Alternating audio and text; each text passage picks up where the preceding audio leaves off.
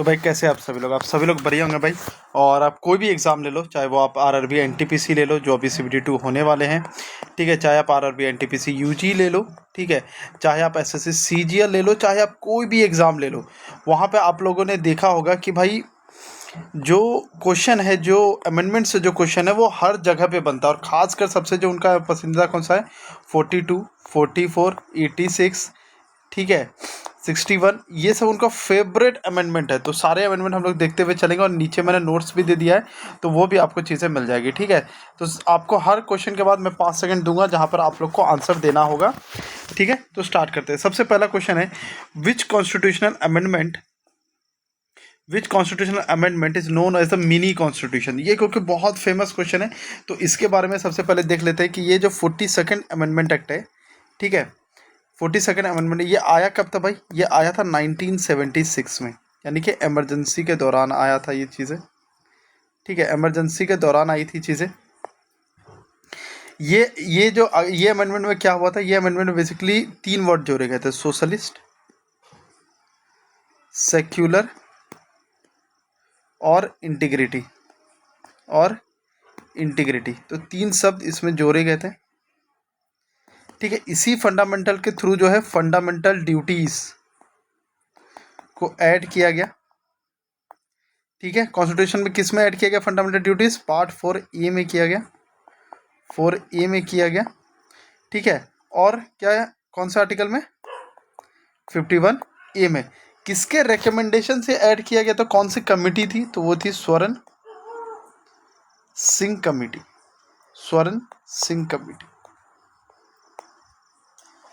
ठीक है, स्वर्ण सिंह, ये बहुत फिसल रहा है एक्चुअली, कमेटी, ठीक है। तो भाई कौन सा है ये? 42nd। एक चीज़ और, इनिशियली अगर मैं बात करूँ तो 10 फंडामेंटल ड्यूटीज़ थे, बाद में 86th अमेंडमेंट एक्ट जो आया, ठीक है, उसके थ्रू क्या हुआ, 11th फंडामेंटल ड्यूटीज़ दी गई, ठीक है। 11th फंडामेंटल ड्यूटीज़ क्या था? ये था कि पेरेंट जो है 6 से 14 साल बच्चों को एजुकेशन दिलाना एक फंडामेंटल ड्यूटी बन गई। जो भी जितने भी फंडामेंटल ड्यूटी हैं, ठीक है, फंडामेंटल ड्यूटी जो है 10 कौन लेके आया है? स्वर्ण सिंह कमेटी मतलब रिकमेंड की थी कमेटी, ठीक है। अब नेक्स्ट क्वेश्चन पे चलते हैं। आपको 5 सेकंड तक, जैसे विच अमेंडमेंट, यहाँ तो सीधा से अब आपको बता दिया, which constitutional amendment added fundamental duties to the constitution. तो भाई 42nd कौन लेके आया था? स्वर्ण सिंह कमेटी लेके आया था, ठीक है। अब थर्ड पे आते हैं, by which constitutional amendment was the right to property removed from fundamental right। तो कौन सा ये वाला था भाई? तो ये वाला जो था, एक सेकंड भाई लो,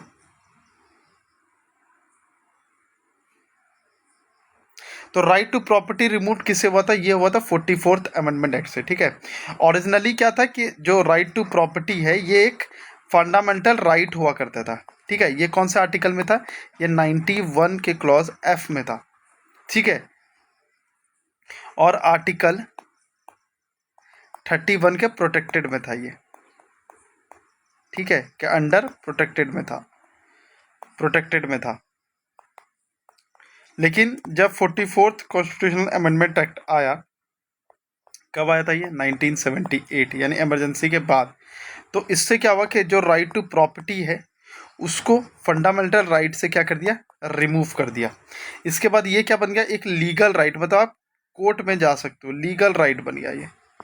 कौन सा आर्टिकल में चला गया? 308A आर्टिकल में, ठीक है। एक 44th अमेंडमेंट एक्ट का एक और, जैसे कि 42nd अमेंडमेंट एक्ट को क्या बोलते हैं? मिनी कॉन्स्टिट्यूशन बोलते हैं, बराबर। 44th अमेंडमेंट एक्ट को बोलते हैं रीस्टोरेशन अमेंडमेंट।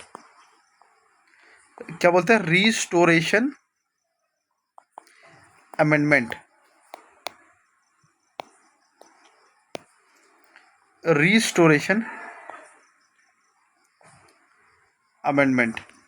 ठीक है। अब यहाँ पर एक और चीज़ बात करें, यहाँ पर एक चीज़ कंफ्यूज मत होना, ठीक है। ये जैसे 1978 में आया था, तो ये इंदिरा गांधी के टाइम पे नहीं आया था, क्योंकि उस टाइम इंदिरा गांधी नहीं थी। अब कौन आ गए थे? मोरारजी देसाई आ गए थे, जनता पार्टी आ गई थी डेमोक्रेसी को रिस्टोर करने के लिए, ठीक है। फिर जो एक फेमस क्वेश्चन बनता है कि कौन सा कॉन्स्टिट्यूशनल अमेंडमेंट एक्ट है जो कि इंट्रोड्यूस किया गया था anti defection law, anti defection law. तो ये था 52nd अमेंडमेंट एक्ट। ये कब आया था? 1985 में आया था। इसी अमेंडमेंट द्वारा क्या होता, कॉन्स्टिट्यूशन में 10th शेड्यूल भी ऐड की गई थी, आप लोग को पता है, आया राम गया राम वाली बात हो गई थी, ठीक है। और अगर मैं इसको बात करूँ तो इसमें क्या था मसला, बेसिकली थोड़ा सा मैं बता देता हूँ। जैसे एंटी डिफेक्शन लॉ क्या है। एंटी डिफेक्शन लॉ की कभी कभी क्या होता है ना, कोई एक पार्टी है, पार्टी 1, पार्टी 2, यहाँ पर कोई मिनिस्टर है, ठीक है। मिनिस्टर सपोज है कि पार्टी 1 से जीता है, क्योंकि लोगों ने जो भरोसा किया वो पार्टी 1 पे किया, पार्टी 1 के थ्रू इसको वोट दिया। लेकिन कल के दिन ये मिनिस्टर का मूड खराब हो गया, वो क्या किया, P1 को छोड़ के P2 में चला गया। तो अब जहाँ इसकी पहले मान लो कि 100 सीट है, इसकी 51 है, ठीक है, इसकी 49 है, ठीक है। अब मान लो कि ये वाला बंदा जो है उठ के वो इसमें चला गया, तो अब इसकी 50 हो गई, इसका भी 50 हो गया, तो अब कौन सरकार बनाएगी? मतलब मैं एक एग्जाम्पल दे रहा हूँ, एक एग्जाम्पल दे रहा हूँ आपको, ठीक है। तो यहीं पर गड़बड़ हो जाती थी, इसीलिए बोला कि नहीं भाई, अब अगर आप इसको छोड़ के जाते हैं, अगर आप मेजोरिटी में नहीं जाते, मेजोरिटी मतलब 2/3 अगर पार्टी नहीं चली जाती है, ठीक है, तो आपका जो मिनिस्ट्री वाला जो पद है उसको हटा देंगे हम लोग। लेकिन अगर मान लो कोई पार्टी है, 10 मेंबर हैं उसके, और उसका जो है मान लो 7 जो मेंबर है वो दूसरे पार्टी में चला गया, तो ऐसा मान लिया जाएगा कि वो पार्टी जो है वो मर्ज हो गई दूसरे पार्टी में, तब किसी भी मिनिस्टर को उससे नहीं हटाया जाएगा, क्योंकि कोई कोई पर्सन नहीं जा रहा, बल्कि पूरी की पूरी पार्टी ही जा रही है, ठीक है। तो ये दोनों में डिफरेंस। तो जब भी अगर आपसे पूछे कि भाई कब उसके पद का मान लो कि उसके पावर को नहीं हटाएंगे, तो भाई तब जब मान लो पूरी की पूरी पार्टी जो है 2/3 जो है वो दूसरे मेंबर में चली जाती, जैसे अभी राघव चड्ढा वाले केस में हुआ, ठीक है, ठीक है। तो ये वाली चीज़ें आप लोग समझ गए यहाँ पर। तो ये कब आया था? 52nd अमेंडमेंट एक्ट आया था ये 1985 में। अब बात करते हैं जो एक बहुत फेमस बनता है, वह which constitutional amendment was the voting age, जिसमें रिड्यूस करके 21 से 18 ईयर्स कर दिया गया था, ठीक है। तो ये थे, पहले मैं इसके बारे में थोड़ा सा आर्टिकल बताता हूँ, ठीक ठीक है। ये अमेंडमेंट किस आर्टिकल से जुड़े हुए हैं? तो ये 326 से जुड़े हुए, ठीक है। इसका ऑब्जेक्टिव क्या था कि यूथ को डेमोक्रेटिक प्रोसेस में ज़्यादा पार्टिसिपेट करवाना था, ठीक है। इस अमेंडमेंट के बाद क्या हुआ कि जितने मतलब करोड़ ऑफ यंग सिटीजन, अगर मैं बात करूँ, तो पहली बार वोटिंग साइड पे मतलब वोटिंग राइट्स उसको मिल गए, ठीक है। ओरिजिनली जब कॉन्स्टिट्यूशन बना था, जब 1950 में, तो पहले क्या था कि 21 ईयर तक की, मतलब 21 ईयर्स के बाद आप वोट दे सकते हैं। लेकिन 1989 के बाद इसको 18 साल कर दिया गया, 18 ईयर्स, ठीक है। एक चीज़ और आपको बोल देता हूँ, शायद आप लोग को लगेगा कि बहुत कम लोगों को आई थिंक ये पता होगा कि इंडिया में जो वोट आप हम लोग देते हैं वो हमारा फंडामेंटल राइट नहीं है। कल के दिन हम ये नहीं बोल सकते कि ये हमारा फंडामेंटल राइट है तो हम सुप्रीम कोर्ट चल जाएंगे। ये हमारा एक कॉन्स्टिट्यूशनल राइट है। क्या है? हमारा एक कॉन्स्टिट्यूशनल राइट है, ठीक है। तो ये चीज़ आप लोग याद रखिएगा, ठीक है। आर्टिकल 326 क्या है भाई? Article 326 elections and voting rights. Elections अगर मैं बात करूँ कौन से पार्ट में है भाई लोग? इलेक्शंस अगर मुझे बताइए, कमेंट जरूर कीजिए कि इलेक्शन जो है वो कौन से पार्ट में है। अगर इलेक्शन की मैं बात करता हूँ तो ये कौन से पार्ट में? ये पार्ट 15 में है। कि कौन कौन से आर्टिकल हैं?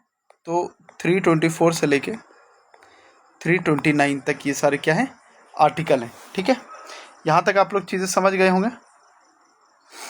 अब यहाँ पे बात करते हैं कि which constitutional amendment inserted article 239AA। तो भाई ये वाला आर्टिकल है थोड़ा इंटरेस्टिंग है। क्यों?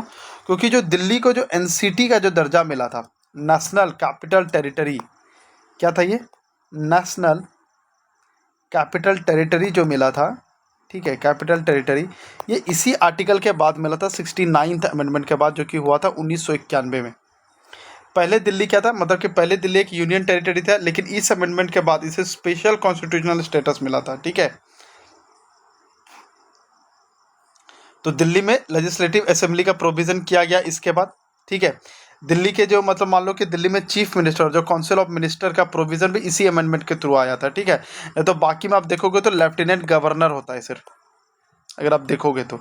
और दिल्ली का एडमिनिस्ट्रेशन लेफ्टिनेंट गवर्नर और इलेक्टेड गवर्नमेंट के माध्यम से चलाया जाता है। ठीक है, यहाँ तक चीज़ें आप लोग को समझ आ गई।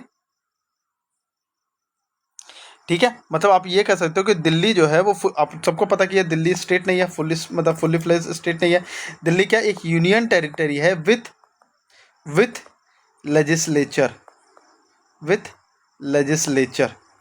ठीक है, इसलिए दिल्ली के पास क्या है, दिल्ली के पास अपना हाई कोर्ट है, अपना हाई कोर्ट।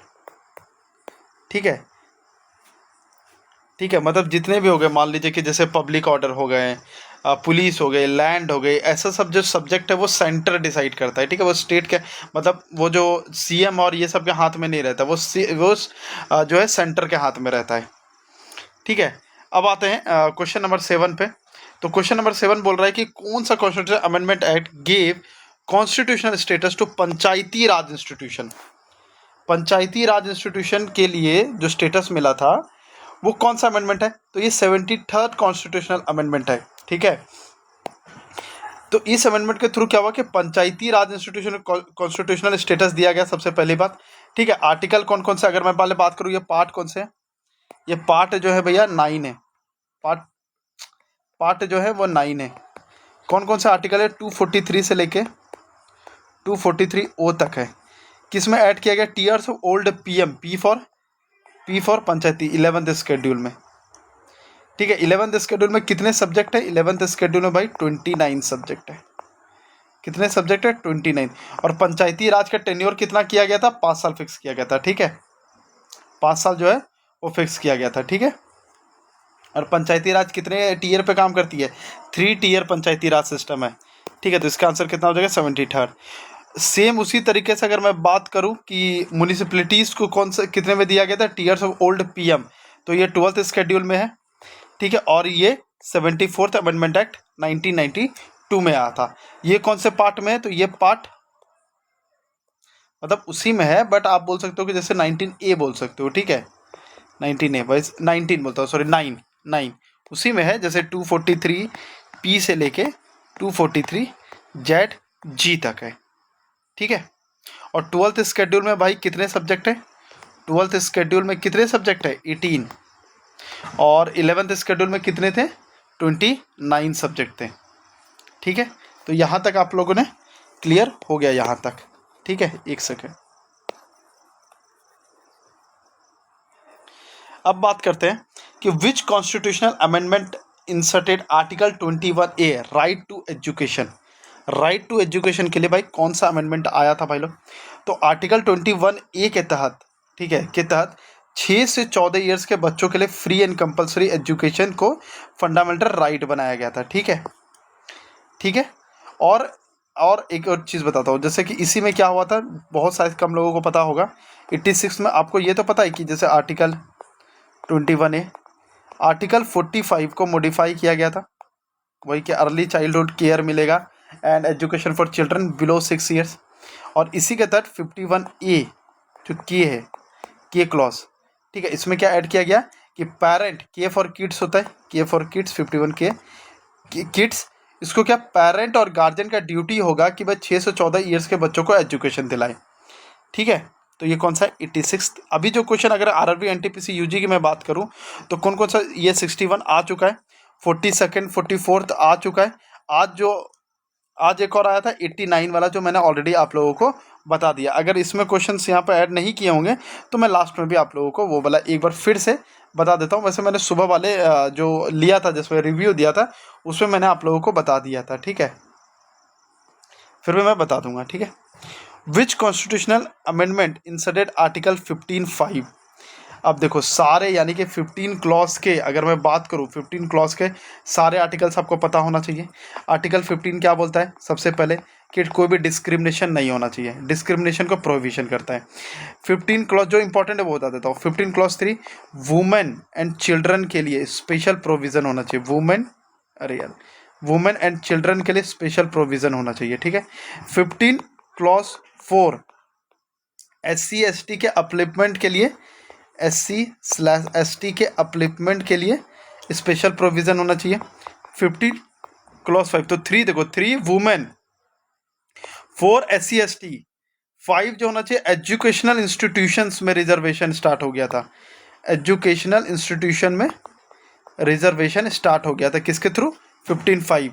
15 में बोलता है किसी तरह का प्रोविजन नहीं होना चाहिए, 15(5) में बोलता है नहीं ठीक है एजुकेशन में रिजर्वेशन दे दो। देख रहे हो अंदर क्या क्या चीज़ें चलती है। और हम लोग तो हमेशा क्या करते हैं, ऊपर ऊपर पढ़ के निकल जाते हैं, अरे यहाँ पर तो कुछ प्रोविजन नहीं है, किसी तरह डिस्क्रिमिनेशन है। लो जब अंदर पढ़ोगे तब पता चलेगा। 15(6) में क्या है? EWS को रिजर्वेशन।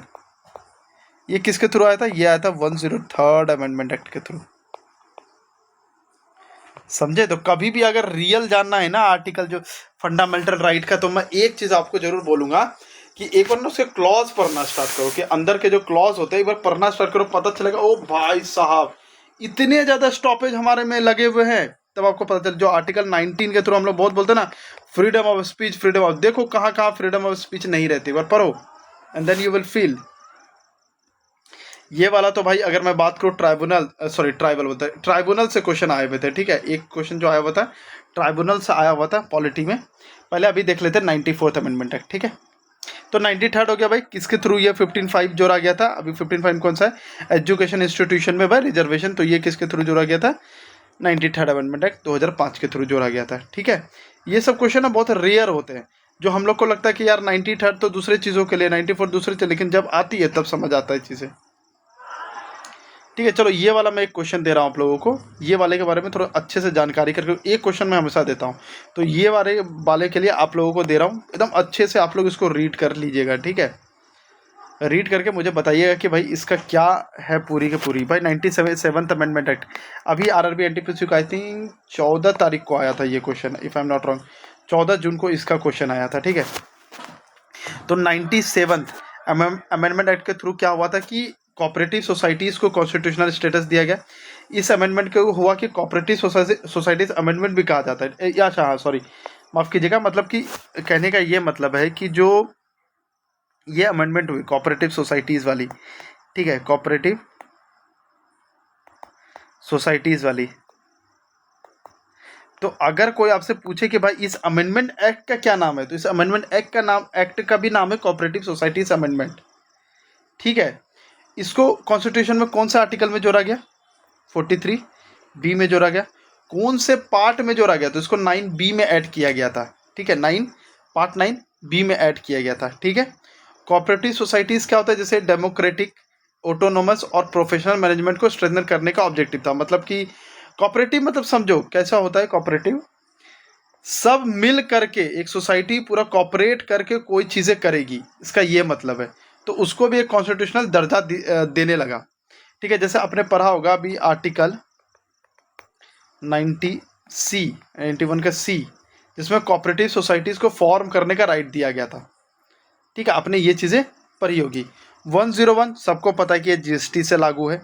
102 क्योंकि 101 से सबको पता रहता है। 102 क्या है भाई? NCBC के लिए है। ठीक है,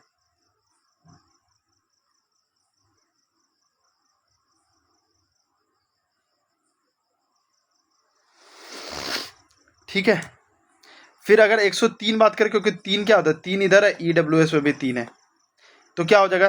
3 मतलब कि EWS का रिजर्वेशन। अच्छा, इसका मतलब समझ गया ना, ये है national commission for backward classes. ठीक है, मुझे लगा अगर नहीं समझे होंगे तो। और ये कौन सा आर्टिकल में था? 338B में, ये NCBC वाला। 105 किस लिए है भाई? तो मतलब ये दिया गया था कि स्टेट को पावर दिया गया था कि भाई अब आइडेंटिफाई OBC कर सकते हैं, राज्यों को OBC की पहचान करने की शक्ति इसे प्रोवाइड की गई थी।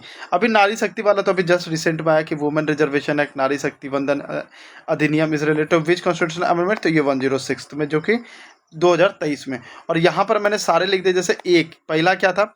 पहला ये था कि भाई कि land reforms 9th schedule add किए गए थे, special provision for backward classes. साथ रहना है, कैसे साथ रहना है? रीऑर्गेनाइज स्टेट को लैंग्वेज के बेसिस से साथ में रखो। 24 कहता है parliament got power to amend fundamental right. 25 ये उतना इंपॉर्टेंट नहीं है। इंपॉर्टेंट कौन सा? ये इंपॉर्टेंट है 26, क्योंकि प्रीवियस ही प्रोसेस हो, मतलब जो पैसा मिलता था राजा लोगों को, देते थे हम लोग पेंशन के फॉर्म में, वो बंद कर दिया गया। 36 36 से सिक्किम को स्टेट का दर्जा दिया गया क्योंकि 22nd स्टेट ऑफ इंडिया बना। 42nd तो बता ही दिया आप लोगों को, ठीक है। 44th भी बता दिया आप लोगों को, 52nd भी बता दिया आप लोगों को, 61st भी अभी हम लोगों ने देख लिया, 69th भी हम लोगों ने देख लिया, 39 इंसर्टेड किया गया था। 71st नहीं देखा हो, जैसे 21st, 71 और 92, इसमें क्या किया गया था कि जितनी भी भाषा है उसको ऐड किया। जैसे 21st में सिंधी को ऐड किया गया, इसमें KNM को ऐड किया गया, ठीक है। के फॉर कोंकणी, नेपाली, मणिपुरी को ऐड किया गया, इसमें BDMS को ऐड किया गया, ठीक है। बोडो, डोगरी, मैथिली, संथली, ठीक है। 73rd क्या है, वही पार्ट 9 इंसर्टेड पंचायती राज वाला। 74th भाई कॉन्स्टिट्यूशनल स्टेटस दिया गया था अर्बन लोकल बॉडीज़ को, ठीक है। 86 भी हम लोगों ने डिस्कस कर लिया, 91st भी डिस्कस कर लिया हम लोगों ने, ठीक है। कि एंटी डिफेक्शन लॉ को स्ट्रेंथ किया गया था, limited size of council of ministers लाया गया था इसी के तहत। बोडो, डोगरी, मैथिली, संथली अभी जो हम लोगों ने देखा ये 8 स्केड्यूल्स में लाया गया। 93 भी हम लोगों ने देख लिया कि इंसर्टेड आर्टिकल 15(5) क्लॉज ऐड किए गए थे। 94th अमेंडमेंट देख लिया हम लोगों ने। 94th नहीं देखा ना शायद, अच्छा ये आप लोगों को होमवर्क दिया था, हाँ। 97th कोऑपरेटिव सोसाइटीज़ वाला देख लिया हम लोगों ने, 101, और ये तो हमें याद ही रहती है हमेशा से, ठीक है। तो ये सारी चीज़ें थी, और यहाँ पे most important exam one liner भी लिख दिया हूँ। तो ये भाई करके ही जाना, अभी जिसका भी एग्जाम है RRB NTPC UG का, तो वो तो करके ही जाना, और बाकी अदर्स जो और भी एग्जाम्स आने वाले हैं वो भी कर लीजिएगा आप लोग, ठीक है। तो सब्सक्राइब कर लीजिएगा। जय हिंद, जय भारत।